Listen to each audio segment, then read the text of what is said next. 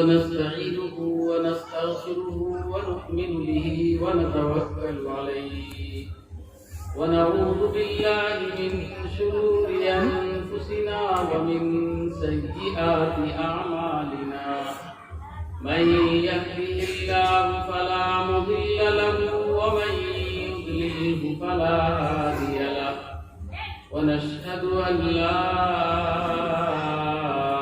إله إلا الله وحده لا شريك له ونشهد أن سيدنا وسندنا وهادينا ومرشدنا ومولانا محمدا عبده ورسوله أرسله الله تعالى بالحق بشيرا ونذيرا وداعيا إلى الله بإذنه وسراجا منيرا أما بعد فقد قال الله تعالى أعوذ بالله من الشيطان الرجيم بسم الله الرحمن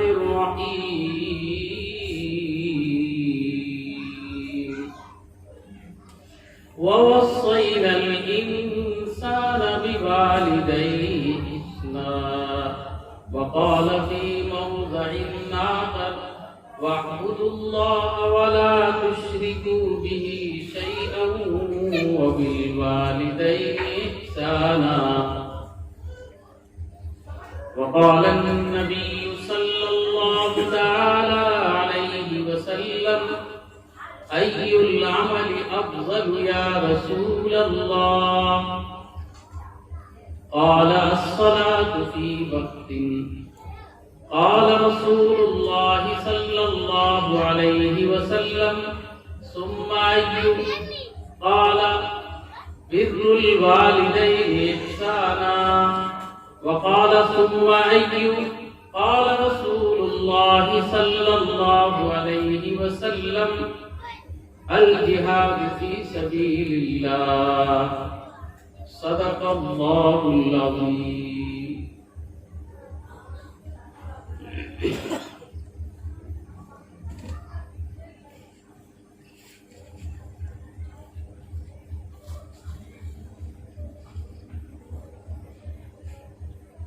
ہر راہ علم میں ذکر نبی ہر گام سہارا دیتا ہے اس نام سے راحت ملتی ہے یہ نام سہارا دیتا ہے وہ فاطمہ زہرا ہو کے علی حسنین ہو یا سلطان امم وہ فاطمہ زہرا ہو کے علی حسنین ہو یا سلطان امم ہر نام سے تسکین ملتی ہے ہر نام سہارا دیتا ہے اللهم صل على سيدنا مولانا محمد النبي الأمي وعلى آله وأصحابه بعدد من صلى وصام وصلى الله على محمد وعلى آل محمد بعدد من قعد وقام إلى يوم القيامة سلام آمنہ کے لاڈلے محبوب سبحانی سلام آمنہ کے لاڈلے محبوب سبحانی سبحانی سلام فخر موجودات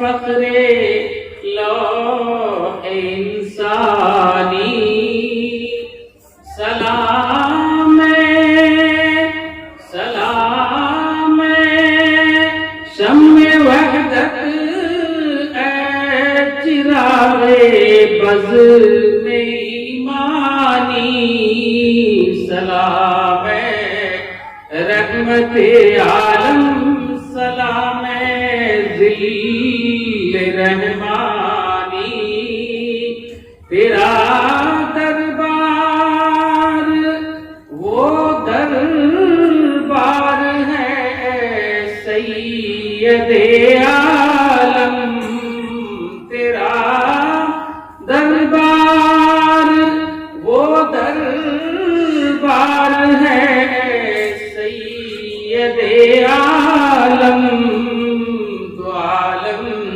کی عقیدت کی جہاں جھکتی ہے پیشانی سلام آمنہ کے لاڈلے محبوب سبحانی سلام فخر موجودات فخر لوح انسانی ایک تازہ کلام ہے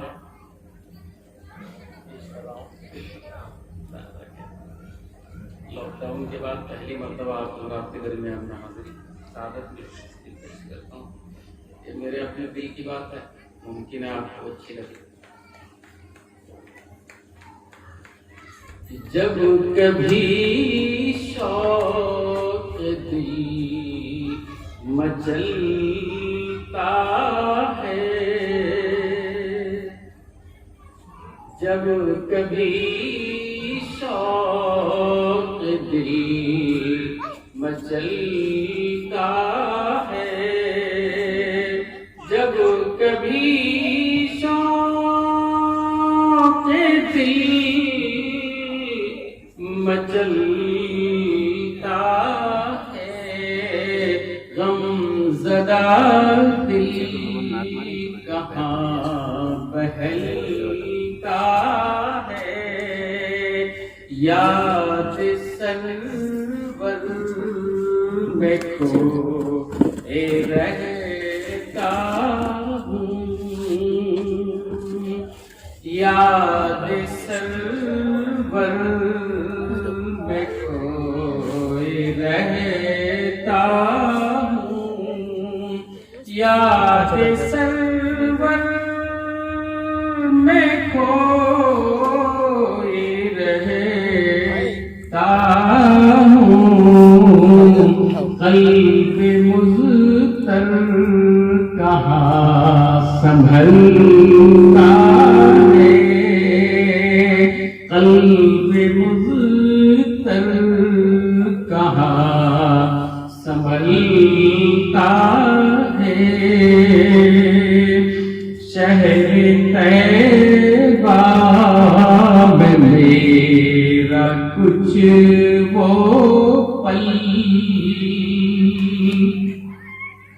شہر طیبہ میں میرا کچھ وہ پل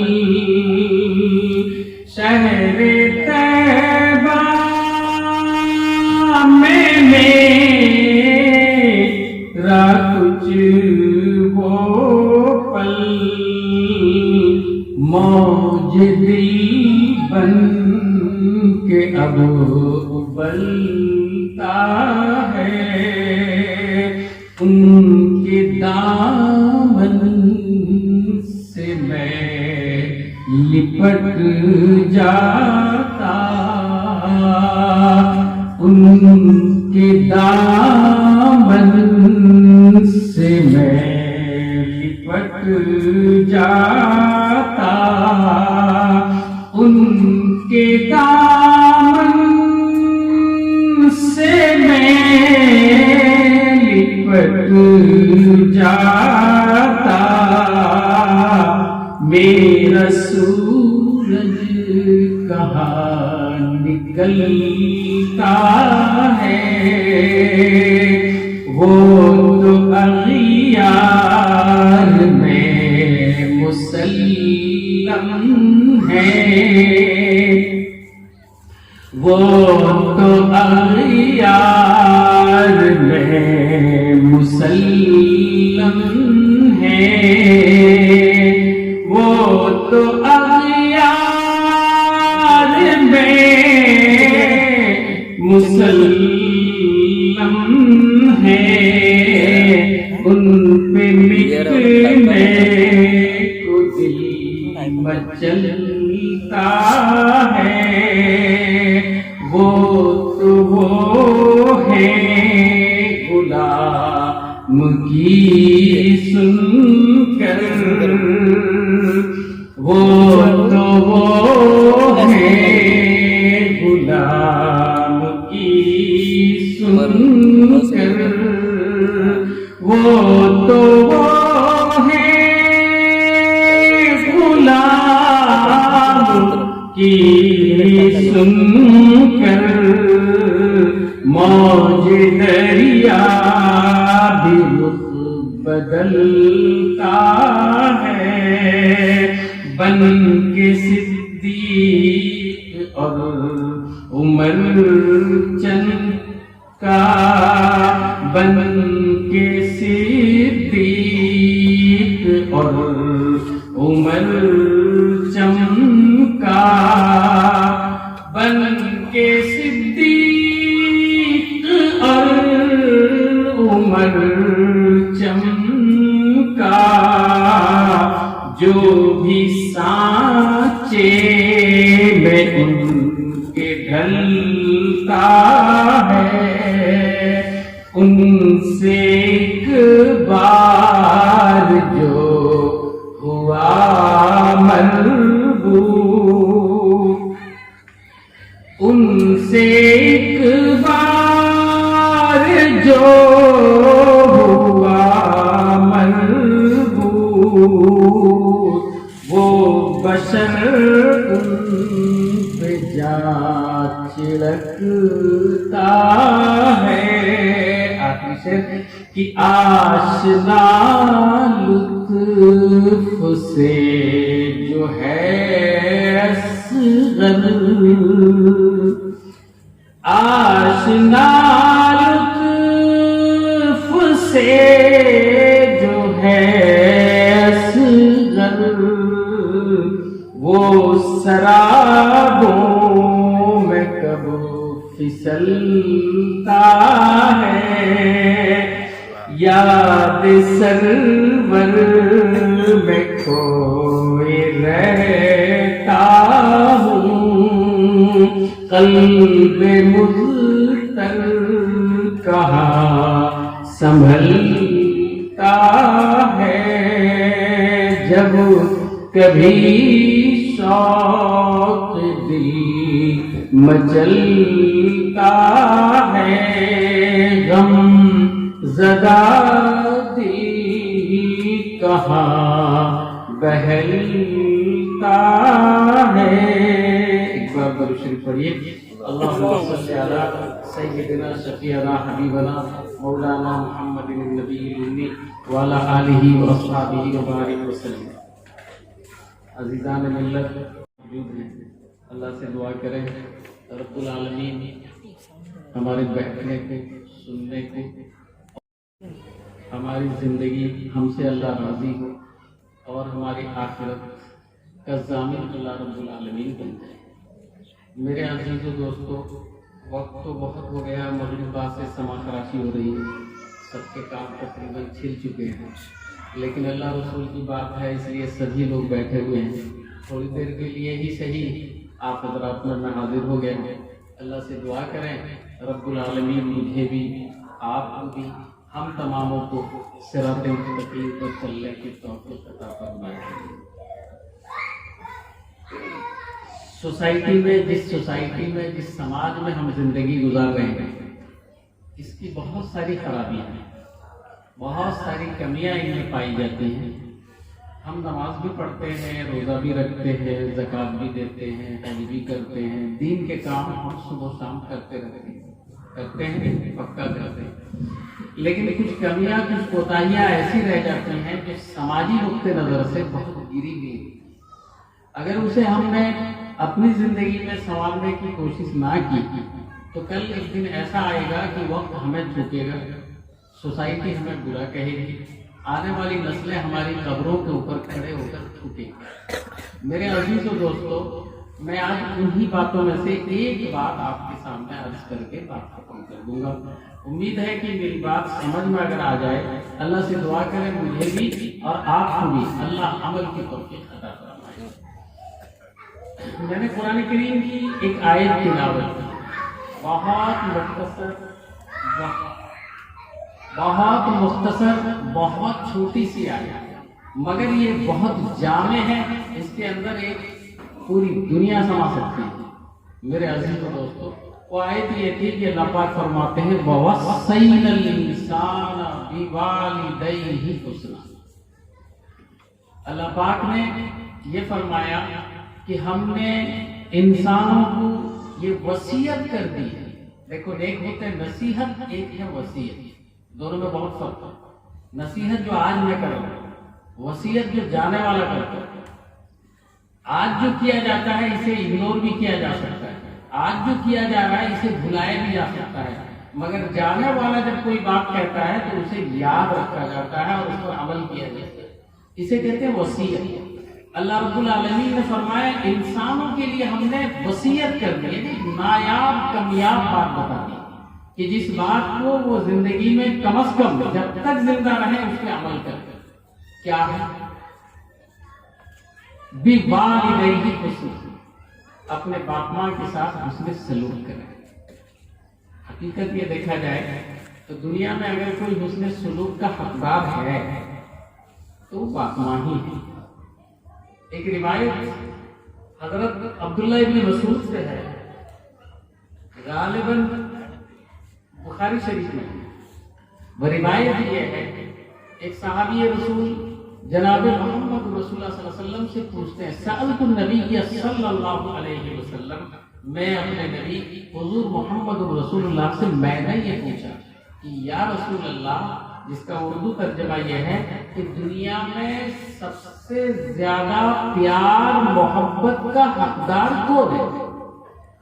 سب سے زیادہ پیار اور محبت کا حقدار کون ہے؟ یہ وہ صحابی رسول اللہ کے نبی سے پوچھے تو اللہ کے نبی نے فرمایا صلی اللہ علیہ وسلم، امک، تیری ماں۔ پھر فرمایا یا رسول اللہ ثم ای، اس کے بعد کون؟ فرمانے لگے کہ امک۔ پھر پوچھا یا رسول اللہ ثم ای، اس کے بعد کون؟ آپ نے فرمایا امک، تیری ماں۔ پھر اس نے پوچھا کہ یا رسول اللہ اس کے بعد کون؟ نہ ابوک۔ یہ ایک روایت ہے۔ میں نے شروع میں جو روایت بیان کی اسی کا ذرا خلاصہ بیان کرتا ہوں، بہت مختصر وقت لوں گا، اللہ سے دعا کریں اللہ ہمیں سمجھ کی توفیق عطا فرمائے۔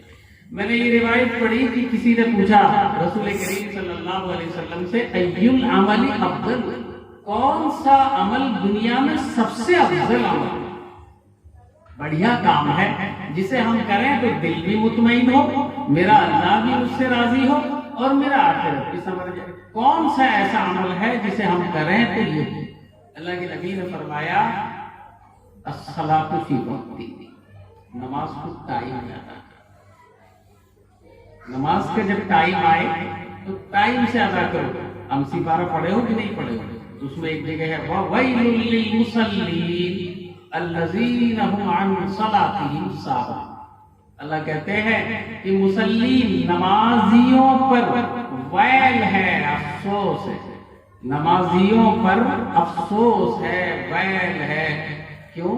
نہ الذین هم عن صلاتهم ساہون، نماز کا جب وقت آتا ہے تو وہ اس میں تساہل برتتے ہیں، سستی کرتے ہیں، ابھی پڑھیں کبھی پڑھیں، ایسے لوگوں کے بارے میں ویل ہے۔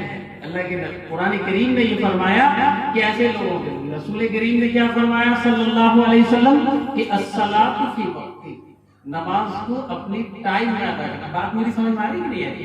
نماز کو اپنے ٹائم میں ادا کرنا یہ دنیا و آخرت دونوں کا سب سے بڑا عمل ہے اور سب سے فضیلت والی چیز ہے۔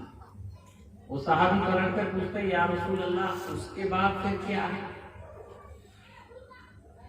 تو اللہ کے نبی نے یہ فرمایا کہ بر الوالدین احسانا، بابا تم اپنے باپ ماں کے ساتھ حسن سلوک کرو۔ اچھا اور کر رہے ہیں نماز کے بعد یہاں حدیث میں بیان کیا گیا کہ تو اپنے باپ ماں کے ساتھ حسن سلوک کر۔ اس کے بعد وہ پوچھتا ہے کہ یا رسول اللہ اس کے بعد کون سا عمل افضل؟ تو کہتے ہیں الجہاد فی سبیل اللہ، اللہ کے راستے میں اللہ کے علم کو بلند کرنے کے خاطر تو اپنی جان بھی قربان کر دے، کسی کو تو جہاد کرتا ہے۔ الجہاد فی سبیل اللہ، غور کرو جہاد فرض ہوتا ہے، جہاد والے عمل سے دنیا میں کوئی زیادہ اچھا عمل ہے نہیں۔ رسول اللہ نے ایک جگہ فرمایا کہ مجاہد جب جہاد میں جاتا ہے اس کا قطرہ خون کا جب زمین پہ گرتا ہے اللہ تعالیٰ اس کی بخشش کر دیتے ہیں۔ اور ایک مجاہد اگر جہاد میں جاتا ہے اور شہادت کا جام نوش کرتا ہے تو اس مجاہد کے بارے میں رسول اللہ فرماتے ہیں کہ وہ 70 آدمیوں کی بخشش کرا سکتا ہے۔ بہت فضیلت ہے، قرآن کریم کو کھول کر دیکھو کہ شاید کوئی ایسا پارا ہو جس میں جہاد کی فضیلت نہ ہو، لیکن اس عمل کو بھی مؤخر کرتے ہوئے آپ نے فرمایا بر الوالدین احسانا، بابا تو اپنے باپ ماں کے ساتھ حسن سلوک کرو۔ پتہ یہ چلا کہ کچھ تو ہے۔ اب غور کر کے دیکھو دنیا میں محبتیں بہت ساری محبتیں ہیں۔ کوئی لڑکی سے محبت کرتا ہے، کوئی بھائی سے محبت کرتا ہے، کوئی بہن سے محبت کرتا ہے، کوئی بیوی سے کرتا ہے، کوئی سماج والوں سے کرتا ہے۔ مختلف انواع کی محبتیں سوسائٹی میں پائی جاتی ہیں، لیکن اگر سنجیدگی سے بیٹھ کر تنہائی میں اپنے گریبان کو پکڑ کر سوچو تو آپ کو اس میں یہ نظر آئے گا کہ بھائی جتنی بھی محبتیں ہیں ساری کی ساری مفاد پر مبنی۔ مفاد مطلب سواد۔ بھائی سے محبت کرتا ہے تو کچھ تو ہے، بیوی سے کہ بیوی شوہر سے، شوہر بیوی سے، کچھ تو ہے۔ کہیں نہ کہیں آپ دیکھو گے کہ ان کی محبتوں میں کچھ نہ کچھ تو ہے، جہاں کہیں مفاد یا سوارتھ آپ کہہ سکتے ہو وہ آپ کو ملے گا۔ میرے عزیزوں یہ جھوٹ تھوڑی نہ بولو، صحیح ہے یا نہیں؟ تجربہ تو یہی ہے نا، کہیں نہ کہیں آپ کو دیکھو گے کچھ نہ کچھ، اگر پورا نہ ہو تو تھوڑا بہت عنصر جو ہے اس کا کچھ نہ کچھ حصہ اس کے اندر وہ پایا جائے گا جس میں کوئی نہ کوئی مفاد، کوئی نہ کوئی مطلب، کوئی نہ کوئی سوارتھ ہوگا۔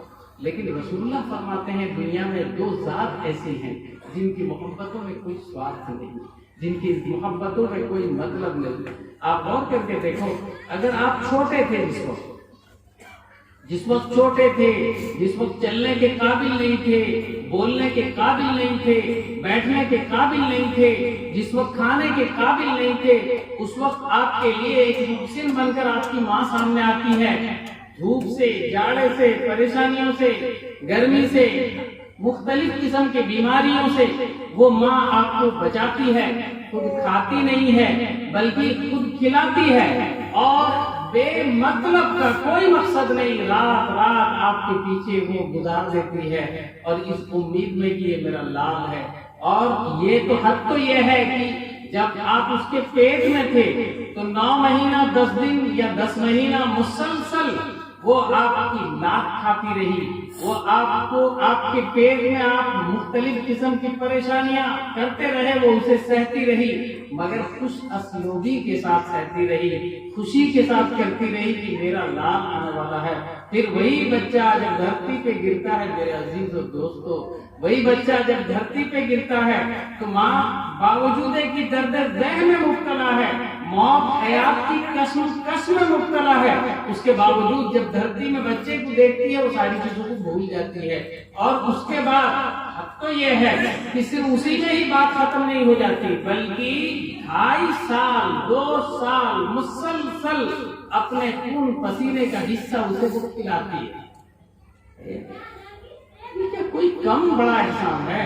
امام شافعی رحمۃ اللہ علیہ کہتے ہیں کہ مجھے اگر یہ سارا مسئلہ پیش نہ آتا تو میں ماں کے قدموں میں زندگی بھر گزار دیتا، کیونکہ اس نے میرے ساتھ جو کیا ہے میں پوری زندگی لگا کر بھی اسے پورا نہیں کر سکتا۔ میرے عزیز و دوستو، بہت اہمیت کی حامل ماں ہوتی ہے، اسی طریقے سے باپ بھی ہوتا ہے، اس لیے کہ ماں باپ کی محبت سے بڑھ کر دنیا میں کوئی محبت ہو نہیں سکتی۔ یہ اور بات ہے کہ ہماری عین، ہمارا جو چشمہ ہے، وہ چشمہ ہم الگ نظر سے دیکھتے ہیں، تعصب کی نگاہ سے ہم ان چشموں کو اتار کر اگر دیکھیں، تھوڑی بہت محبت کی نظر سے انہیں دیکھیں۔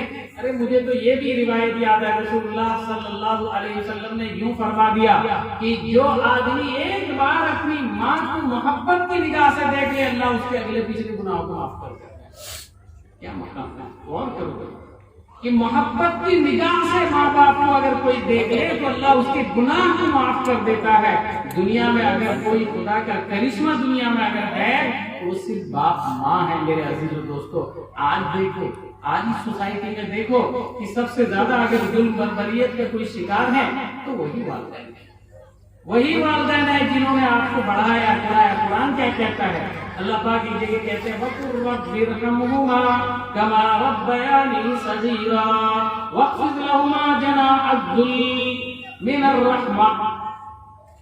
اللہ کہتے ہیں کہ تم یہ کرو، ایک جگہ کہتے ہیں کہ دیکھو تم اپنے باپ ماں کو مت جھڑکو، وَلَا تَنْهَرْهُمَا وَقُلْ لَهُمَا قَوْلًا كَرِيمًا۔